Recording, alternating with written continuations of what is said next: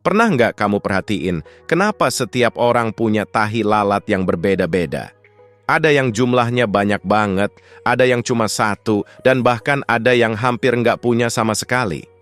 Lebih menarik lagi, posisi tahi lalat itu nggak pernah sama, bahkan untuk orang kembar identik sekalipun. Jadi, apa sebenarnya rahasia di balik fenomena kecil tapi unik ini? Yuk, kita bongkar bersama. Oke, sebelum kita masuk ke detailnya, kita bahas dulu, apa sih sebenarnya tahi lalat itu? Tahi lalat, atau dalam istilah medis disebut nevus, adalah kumpulan sel pigmen kulit yang disebut melanosit. Sel-sel ini bertugas menghasilkan melanin, yaitu zat yang memberi warna pada kulit, rambut, dan mata kita. Tahi lalat biasanya muncul sebagai bintik kecil, berwarna coklat, hitam, atau kadang-kadang merah. Bentuknya juga bisa bermacam-macam, ada yang rata, ada yang timbul, bahkan ada yang berbulu. Eits, jangan takut, itu normal kok. Yang jelas, setiap tahi lalat itu unik dan punya karakteristik tersendiri. Nah, ini pertanyaan menarik. Sebagian besar tahi lalat kita sebenarnya sudah ada sejak lahir atau muncul di masa kecil. Tapi, ada juga tahi lalat yang baru muncul ketika kita bertambah dewasa. Tahi lalat muncul karena melanosit di kulit, kita berkumpul di satu tempat tertentu, bukannya tersebar merata. Faktor apa yang menyebabkan mereka nongkrong di satu titik? Itu tergantung pada beberapa hal, seperti genetik, paparan sinar matahari, dan perubahan hormon. Inilah inti pembahasannya. Kenapa tahi lalat setiap orang nggak pernah sama? Jawabannya ada pada 3 faktor utama: genetik, lingkungan, dan hormon. Genetik, Wom. Tahi lalat itu sebenarnya sudah terprogram dalam DNA kita. Genetik memainkan peran besar dalam menentukan jumlah dan jenis tahi lalat yang kita miliki. Misalnya, kalau orang tua kamu punya banyak tahi lalat, kemungkinan besar kamu juga akan punya banyak.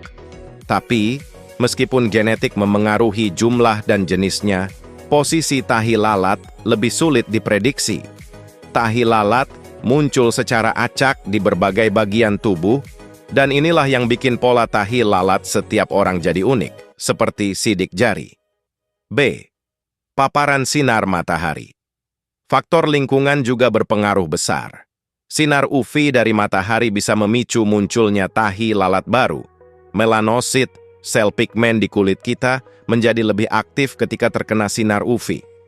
Jadi, kalau kamu sering berada di bawah matahari tanpa perlindungan, besar kemungkinan kamu akan memiliki lebih banyak tahi lalat. Menariknya, posisi tahi lalat seringkali tergantung pada bagian tubuh yang paling sering terkena sinar matahari. Misalnya, wajah, lengan, dan punggung atas biasanya punya lebih banyak tahi lalat dibandingkan bagian tubuh lain yang jarang terekspos. C. Perubahan hormon. Faktor ketiga adalah hormon. Perubahan hormon besar dalam hidup kita, seperti saat pubertas, kehamilan, atau menopause, bisa memicu munculnya tahi lalat baru. Jadi, kalau kamu merasa jumlah tahi lalat kamu bertambah seiring bertambahnya usia, itu normal banget. Ini bagian yang sering bikin penasaran. Banyak budaya di dunia mengaitkan tahi lalat dengan kepribadian, nasib, atau keberuntungan. Misalnya, dalam astrologi Tiongkok, posisi tahi lalat di tubuh bisa menunjukkan keberuntungan atau tantangan hidup seseorang. Contoh lainnya, tahi lalat di dahi sering dianggap melambangkan kebijaksanaan, sementara tahi lalat di pipi dipercaya membawa keberuntungan dalam hubungan. Tapi tentu saja, ini lebih ke mitos dan kepercayaan.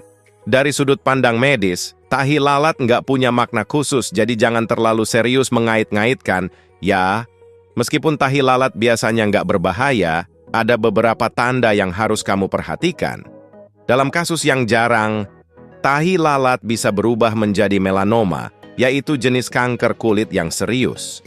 Gunakan metode A, B, C, D, I untuk memeriksa tahi lalat. A. Asimetri. Apakah bentuknya nggak simetris? B. Border. Apakah pinggirannya nggak rata? C. Color. Apakah warnanya tidak merata atau berubah? D. Diameter. Apakah ukurannya lebih besar dari 6 mm? E. Evolving. Apakah tahi lalat itu berubah bentuk, warna, atau ukuran? Kalau ada tanda-tanda ini, segera konsultasikan dengan dokter untuk memastikan semuanya aman. Tahi lalat itu bisa dibilang tanda tangan alami tubuh kita. Sama seperti sidik jari. Nggak ada dua orang yang punya pola tahi lalat yang sama persis. Bahkan kembar identik pun punya perbedaan kecil dalam pola tahi lalat mereka. Selain itu, tahi lalat juga bisa jadi bagian dari daya tarik seseorang. Lihat aja Marilyn Monroe atau Cindy Crawford. Tahi lalat mereka justru jadi ikon yang bikin mereka terkenal. Jadi kalau kamu punya tahi lalat di tempat yang mencolok, jangan malu. Itu bisa jadi ciri khas yang bikin kamu unik. Mungkin kamu bertanya-tanya, kalau tahi lalat nggak punya fungsi khusus, kenapa kita punya? Jawabannya simple, tahi lalat adalah bagian dari variasi alami tubuh manusia. Meskipun mereka nggak punya fungsi khusus, keberadaan tahi lalat adalah bukti betapa kompleksnya tubuh kita. Jadi, kenapa tahi lalat setiap orang berbeda-beda? Jawabannya ada di genetik, paparan lingkungan, dan perubahan hormon. Tahi lalat adalah bagian unik dari tubuh kita yang bikin kita beda dari orang lain. Dan meskipun kecil, mereka seringkali membawa makna besar, baik secara budaya maupun personal. Nah, sekarang giliran kamu. Apakah kamu punya tahi lalat di tempat yang menurut kamu spesial? Atau mungkin kamu punya cerita menarik tentang tahi lalat? Tulis di kolom komentar, ya.